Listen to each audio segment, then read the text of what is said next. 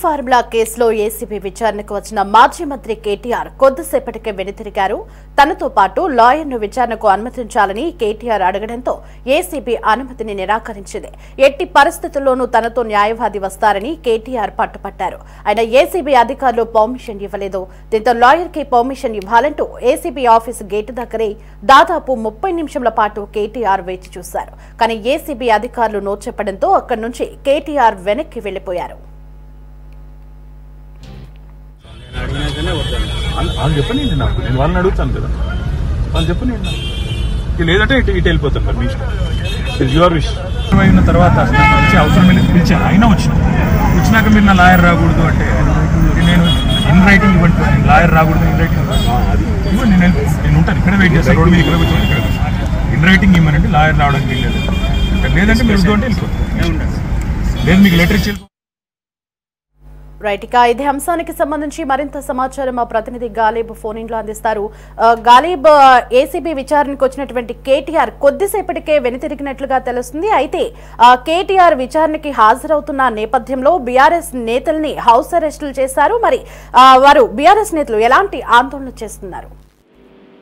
ఈ car race కు సంబంధించి కొద్దిసేపటి క్రితం ఏసీపీ కార్యాలయం నుంచి కేటీఆర్ వెనుతిరిగారు. ప్రస్తుతం బీఆర్ఎస్ భవన్ లో ఆయన ఉన్నారు. ప్రస్తుతం న్యాయవాదులతోని న్యాయ నిపుణులతో కూడా చర్చిస్తున్నారు. అంటే మరోపక్క ఏసీపీ ఈ రోజు విచారణకు రామని నోటీసులు ఇచ్చింది. రేపు ఈడీ కూడా కేటీఆర్ ను విచారణకు రావాలంటూ కూడా నోటీసులు ఇచ్చింది. ఈ రెండు విచారణకు వస్తున్న నేపథ్యంలో బీఆర్ఎస్ నేతల హౌస్ అరెస్టుల పరంపర మాత్రం కొనసాగుతుంది. ఈ రోజు ఉదయం నుంచి ఇటు హైదరాబాద్, దాంతో పాటు చుట్టుపక్కల నల్గొండ, అన్ని ప్రాంతాల్లో కూడా ఏదైతే హైదరాబాద్ వెళ్లే మార్గాలు ఉన్న జిల్లాల ప్రాంతాలన్నీ కూడా బీఆర్ఎస్ నేతలను పోలీసులు ఎక్కడెక్కడ హౌస్ అరెస్టులు చేస్తున్నారు. ఎందుకంటే ఇప్పటికే బీఆర్ఎస్ పార్టీ కేటీఆర్ మీద పెట్టిన ఈ కార్ రేస్ కేసుకు సంబంధించి పూర్తిగా తప్పుడు తడిక కూడా ఆరోపిస్తుంది. ఈ కేసు ప్రధానంగా పొలిటికల్ ఏదైతుందో రాజకీయ కక్ష సాధింపు చర్యలోనే రేవంత్ రెడ్డి ప్రభుత్వం పెట్టిందనేది మాత్రం ప్రధానంగా బీఆర్ఎస్ ఆరోపిస్తుంది. నేపథ్యంలో ఖచ్చితంగా ఆందోళన చేసేందుకు బీఆర్ఎస్ నేతలు సిద్ధమైనట్లుగా ప్రభుత్వానికి ఇంటెలిజెన్స్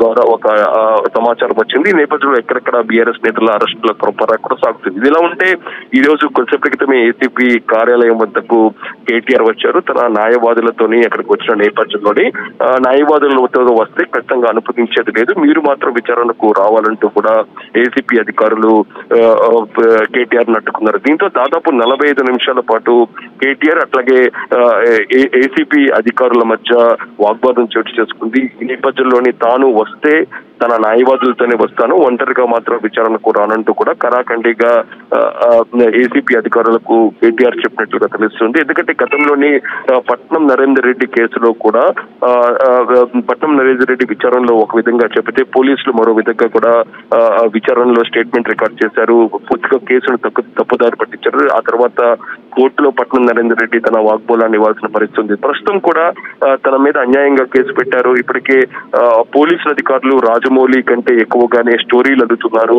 ఈ నేపథ్యంలో తాను ఒంటరిగా వస్తే తను చెప్పకపోయినా చెప్పినట్లుగా స్టేట్మెంట్ రికార్డు చేసేందుకు సంబంధించిన నివేదికను హైకోర్టు చేస్తారు. దాని ద్వారా తన మీద అభియోగాలు మరింత నిజమయ్యే అవకాశం ఉన్నట్లుగా కేటీఆర్ భావించి ఖచ్చితంగా తన న్యాయవాదులతోనే రావాలంటూ కూడా కరాఖండిగా ఏసీపీ అధికారులకు చెప్పి తన లిఖితపూర్వకంగా ఒక స్టేట్మెంట్ ను ఇచ్చి ఆయన వెనుదిరిగిన పరిస్థితి కనబడుతుంది. ఈ నేపథ్యంలో ఏసీపీ అధికారుల నెక్స్ట్ స్టెప్ ఏ విధంగా ఉండబోతుంది మాత్రం చూడాల్సి ఉంది. ఎందుకంటే ఖచ్చితంగా ఏసీపీ అధికారులు మాత్రం ఇప్పటికే కోర్టు ఈ కేసుకు సంబంధించి విచారణలో సహకరించాలంటూ కూడా కేటీఆర్ కు చెప్పింది. కేటీఆర్ ఎందుకు సహకరించట్లేదు అనే అంశాన్ని కూడా ప్రస్తుతం తాము కోర్టు దృష్టికి తీసుకెళ్తామనేది మాత్రం ఏసీపీ అధికారులు చెప్తున్నారు. ప్రస్తుతం మాత్రం బీఆర్ఎస్ భవన్ లోని తన న్యాయవాద నిపుణులతోని కేటీఆర్ చర్చలు జరుపుతున్నారు. ఆ తర్వాత మరి కాసేపట్లోని ఈ అంశానికి సంబంధించి స్పందించే అవకాశాలు కనబడుతుంది. మరో అంశాన్ని కూడా కేటీఆర్ లేవనెత్తిస్తున్నారు.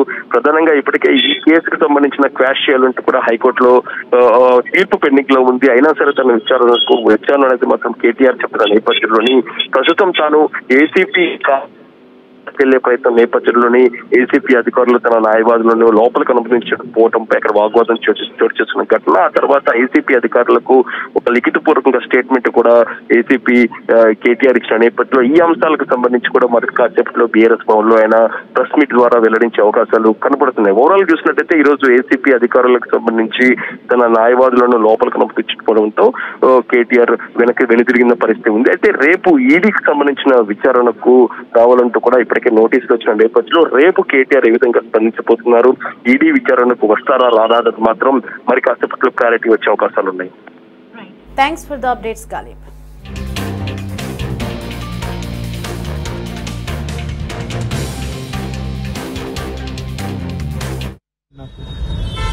పద్ధతి కాదు కదా, మర్యాద కోఆపరేట్ చేస్తుంటే మీరు ఇంతమందిని పెట్టి హడావుడి ఎందుకు చెప్పండి?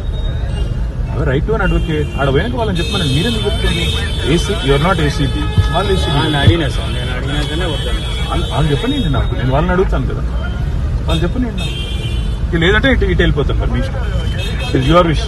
అయిన తర్వాత వచ్చి అవసరం వెళ్ళి పిలిచాను, అయినా వచ్చినాక మీరు నా లాయర్ రాకూడదు అంటే నేను ఇన్ రైటింగ్ ఇవ్వండి, లాయర్ రాకూడదు ఇన్ రైటింగ్ ఇవ్వండి, నేను ఉంటాను ఇక్కడ వెయిట్ చేస్తాను, రోడ్డు మీద ఇక్కడ కూర్చొని ఇక్కడ ఇన్ రైటింగ్ ఇవ్వనండి, లాయర్ రావడానికి వీల్లేదు. లేదంటే మీరు ఉంటే వెళ్ళిపోతాను, లేదు మీకు లెటర్ ఇచ్చి వెళ్ళిపోమంటే మీకే లెటర్ ఇచ్చి మీ ఇష్టం. I have to do this, ఇటు వెళ్ళిపోమంటే ఇటు వెళ్ళిపోతాను. మరి you have no right to arrest me, I have right to an advocate. ఎవరు చెప్పి ఇన్ రైటింగ్ ఏంటి నాకు? పద్ధతి కాదు కదా, మర్యాద కోఆపరేట్ చేస్తుంటే మీరు ఇంతమందిని పెట్టి హడావుడి ఎందుకు చెప్పండి? రైట్ టు అన్ అడ్వకేట్ ఆడ వెనక వాళ్ళని చెప్పమని